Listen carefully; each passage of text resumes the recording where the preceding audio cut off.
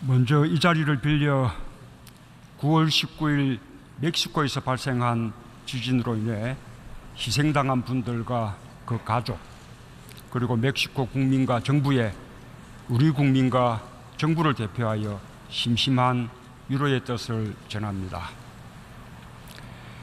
세계 평화와 안보에 기여해온 모든 유엔 회원국과 유엔 직원들에게 존경과 감사의 인사를 드립니다. 미로슬라프 라이짝 제72차 총회 의장의 취임을 축하합니다. 의장의 뛰어난 지도력으로 이번 유엔 총회가 더욱 의미 있는 성과를 거두기를 기대합니다. 안토니오 구테리시 사무총장의 성공을 기원합니다. 대한민국은 분쟁의 사전 예방과 평화의 지속화를 추구하는 유엔의 목표를 적극 지지하며 총장의 재임 기간 동안 유엔이 평화와 인류 공영에 이바지하는 더욱 강한 조직으로 거듭날 것으로 기대합니다.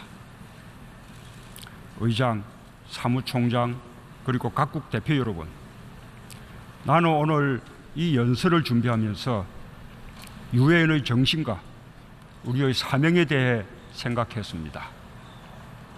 유엔은 인류 지성이 만든 최고의 제도적 발명품입니다. 유엔은 전쟁의 참화에서 다음 세계를 구하기 위해 탄생했고, 지난 70년간 인류 앞에 제기되는 도전들에 쉼없이 맞서왔습니다. 국제사회에서 유엔의 역할과 기여는 갈수록 더욱 커질 것입니다. 초국경적 현안이 날로 증가하고 이제 그 어떤 이슈도 한두 나라의 힘으로는 해결할 수 없게 된 오늘날, 우리는 우리 앞의 모든 문제들을 해결하기 위해 유엔 정신을 더욱 전면적으로 실현해야 합니다. 나는 이를 위해 여러분 모두가 유라시아 대륙이 시작되는 동쪽 끝 한반도와 한반도의 남쪽 나라 대한민국에 주목하기를 희망합니다. 나는 지난 겨울 대한민국의 촛불혁명이야말로 유엔 정신이 빛나는 성취를 이룬 역사의 현장이었다고 생각합니다. 촛불혁명은 협력과 연대의 힘으로 도전에 맞서며 인류가 소망하는 미래를 향해 나아갔습니다. 아마 미디어를 통해 목격했던 촛불혁명의 풍경을 기억하는 분들도 계실 겁니다. 거리를 가득 메운 수십만, 수백만의 불빛들, 노래와 춤과 그림이 어우러진 거리 곳곳에서 저마다 자유롭게 발언하고 평등하게 토론하는 사람들, 아이들과 손잡고 집회장을 찾는 부모들의 환한 표정, 집회가 끝난 거리에서 쓰레기를 치우는 청년들에게서 느껴지는 긍지, 그 모든 장면들이 바로 민주주의였고 또 평화였습니다. 대한민국의 촛불혁명은 민주주의와 헌법을 회복하고자 하는 열망이 시민들의 집단 지성으로 이어진 광장이었습니다. 유력한 대통령 후보였던 나 자신도 오직 시민의 한 사람으로 그 광장에 참여했습니다. 대한민국 국민들은 가장 평화롭고 아름다운 방법으로 민주주의를 성취했습니다. 민주주의의 실체인 국민주권의 힘을 증명했고, 폭력보다 평화의 힘이 세상을 더 크게 바꿀 수 있다는 것을 증명했습니다. 대한민국의 새 정부는 촛불혁명이 만든 정부입니다. 민주적인 선거라는 의미를 뛰어넘어 국민들의 주인의식, 참여와 열망이 출범시킨 정부라는 뜻입니다. 나는 지금 그 정부를 대표해 이 자리에 서 있습니다. 나는 대한민국의 민주주의가 시작은 늦었지만 세계 민주주의에 새로운 희망을 보여줬다는 사실이 매우 기쁘고 자랑스럽습니다. 이제 대한민국은 그 힘으로 국제사회가 당면한 현안을 해결하는 데 선도적인 역할을 하고자 합니다. 의장, 사무총장, 그리고 각국 대표 여러분, 대한민국은 유엔과 늘 함께 해왔습니다. 대한민국은 1948년 정부 수립으로부터 한국 전쟁, 전후 재건의 과정까지 유엔으로부터 많은 지원을 받았습니다. 대한민국은 1991년에 이르러서야 유엔 회원국이 되었지만 불과 한 세대 동안 그 어떤 나라보다 빠르게 회원국으로서 역할과 책임을 높여왔습니다. 1993년을 시작으로 평화유지 활동에 꾸준히 참여해왔고 올해는 유엔 평화구축위원회 의장국으로서 분쟁의 근본적인 해결에 중점을 두고 활동하고 있습니다. 대한민국은 지난 5년간 난민 지원 규모를 15배 확대했고 작년에는 유엔 난민기구 2천만 불 공여국 클럽에 합류하였습니다.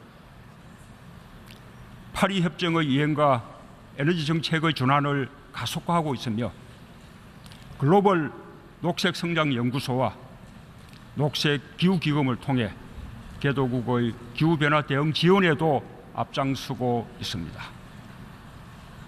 또한 우리 정부는 여성 내각 30%를 달성함으로써 2030 지속가능 개발 요제의 양성평등 실천을 선도하고 있습니다. 유엔의 모든 분야에서 대한민국은 앞으로 더욱 기여를 높여나갈 것입니다. 특별히 나는 사람을 근본으로 라는 이번 유엔 총회의 주제가 대한민국의 새 정부의 국정 철학과 일치한다는 점을 매우 뜻깊게 생각합니다. 사람이 먼저다는 여러 해 동안 나의 정치 철학을 표현하는 슬로건이었습니다. 새 정부의 모든 정책의 중심에 사람이 있습니다. 지금 우리 정부는 성장을 저해하고 사회 통합을 해치는 경제 불평등 문제에 정면으로 맞서기 위해 경제 패러다임을 과감하게 전환하고 있습니다. 경제 정책의 중심을 국민과 가계의 소득 증가에 맞추고 일자리가 주도하는 성장, 모든 국민이 공정한 기회와 성장의 혜택을 누리는 경제를 추진하고 있습니다. 우리 정부는 이것을 사람 중심 경제라고 부릅니다. 포용적 성장을 위해 우리가 시작한 이 담대한 노력은 국내에서만 그치지 않을 것입니다. 대한민국은 이러한 새로운 패러다임에 맞춰 개도국들의 지속 가능한 개발을 지원할 것입니다. 의장, 사무총장, 그리고 각국 대표 여러분, 나는 전쟁 중에 피난지에서 태어났습니다. 내전이면서 국제전이기도 했던 그 전쟁은 수많은 사람들의 삶을 파괴했습니다.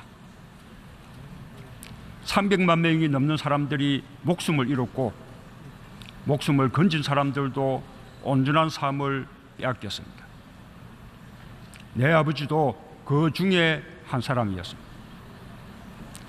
잠시 피난한다고만 생각했던 내 아버지는 끝내 고향에 돌아가지 못한 채 세상을 떠났습니다. 나 자신이 전쟁이 유린한 인권의 피해자인 이산가족입니다. 그 전쟁은 아직 완전히 끝나지 않았습니다. 세계적 냉전 구조의 산물이었던 그 전쟁은 냉전이 해체된 이후에도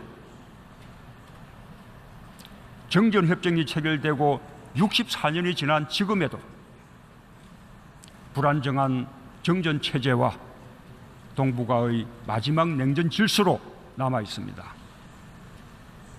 북한 핵과 미사일 문제로 동북아의 긴장이 고조될수록 전쟁의 기억과 상처는 뚜렷해지고 평화를 갈망하는 심장은 고통스럽게 박동치는 곳, 그것이 2017년 9월 오늘의 한반도 대한민국입니다. 전쟁을 겪은 지구상 유일한 분단 국가의 대통령인 나에게 평화는 삶의 소명이자 역사적 책무입니다. 나는 촛불혁명을 통해 전쟁과 갈등이 끊이지 않는 지구촌에 평화의 메시지를 던진 우리 국민들을 대표하고 있습니다. 또한 나에게는 인류 보편의 가치로서 온전한 일상이 보장되는 평화를 누릴 국민의 권리를 지켜야 할 의무가 있습니다. 바로 이런 이유로 나는 북한이 스스로 평화의 길을 선택할 수 있기를 바랍니다. 평화는 스스로 선택할 때 온전하고 지속 가능한 평화가 된다고 믿기 때문입니다. 나는 무엇보다 나의 이 같은 신념이 국제사회와 함께하고 있다는 점에 감사를 표합니다. 최근 북한은 국제사회의 일치된 요구와 경고에도 불구하고 기어이 6차 핵실험과 미사일 도발을 감행함으로써 우리 모두에게 말할 수 없는 실망과 분노를 안겼습니다. 북한 핵실험 후 우리 정부는 북한으로 하여금 도발을 중단하게 하고 대화의 테이블로 이끌어내기 위해 더욱 강력한 제재와 압박이 필요하다는 점을 주변국과 국제사회에 적극적으로 밝혀왔습니다. 나는 유엔 안보리가 유례 없이 신속하게 그리고 무엇보다도 만장일치로 이전의 결의보다 훨씬 더 강력한 내용으로 대북 제재를 결의한 것을 높이 평가합니다. 북한 핵과 한반도 문제에 대해 국제사회가 함께 분노하며 한 목소리로 대응하고 있음을 분명하게 보여주었습니다. 한반도 문제의 당사자로서 우리 정부의 입장에 대한 국제사회의 공감과 지지에 거듭 감사드립니다. 우리 정부와 국제사회는 북한이 유엔 현장의 의무와 약속을 정면으로 위반하고 있음에도 불구하고 북핵 문제를 평화적인 방법으로 해결하기 위해 온 힘을 다해 가능한 모든 노력을 다하고 있습니다. 북핵 문제의 평화적, 외교적, 정치적 해결 원칙을 적시한 유엔 안보리의 대북 제재 결의도 마찬가지입니다. 나는 세계 평화와 인류 공영을 위한 실천을 다짐하는 유엔 총회의 자리에서 다시 한번 북한과 국제사회에 천명합니다. 우리는 북한의 붕괴를 바라지 않습니다. 어떤 형태의 흡수 통일이나 인위적인 통일도 추구하지 않을 것입니다. 북한이 이제라도 역사의 바른 편에 서는 결단을 내린다면 우리는 국제사회와 함께 북한을 도울 준비가 되어 있습니다. 북한은 이 모든 움직일 수 없는 사실들을 하루빨리 인정해야 합니다. 스스로를 고립과 몰락으로 이끄는 무모한 선택을 즉각 중단하고 대화의 장으로 나와야 합니다. 나는 북한이 타국을 적대하는 정책을 버리고 핵무기를 검증 가능하게 그리고 불가역적으로 포기할 것을 촉구합니다. 국제사회의 노력도 더욱 강화되어야 합니다. 북한이 스스로 핵을 포기할 때까지 강도 높고 단호하게 경계해야 합니다. 모든 나라들이 안보리 결의를 철저하게 이행하고 북한이 추가 도발하면 상응하는 새로운 조치를 모색해야 합니다. 안정적으로 상황을 관리하는 것도 매우 중요합니다. 우리의 모든 노력은 전쟁을 막고 평화를 유지하기 위한 것입니다. 그런 만큼 자칫 지나치게 긴장을 격화시키거나 우발적인 군사적 충돌로 평화가 파괴되는 일이 없도록 북핵 문제를 둘러싼 상황을 안정적으로 관리해 나가야 할 것입니다.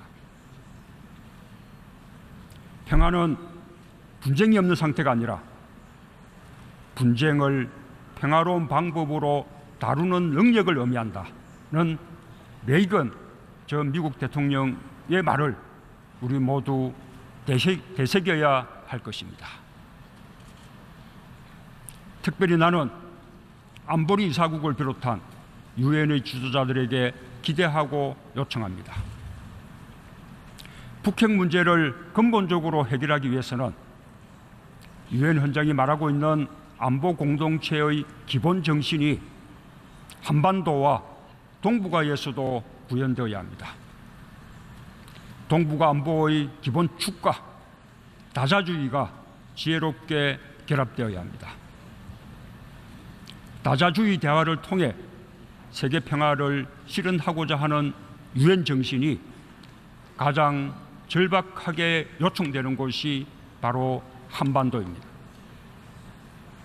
평화의 실현은 유엔의 출발이고 과정이며 목표입니다. 한반도에서 유엔의 보다 적극적인 역할이 필요합니다.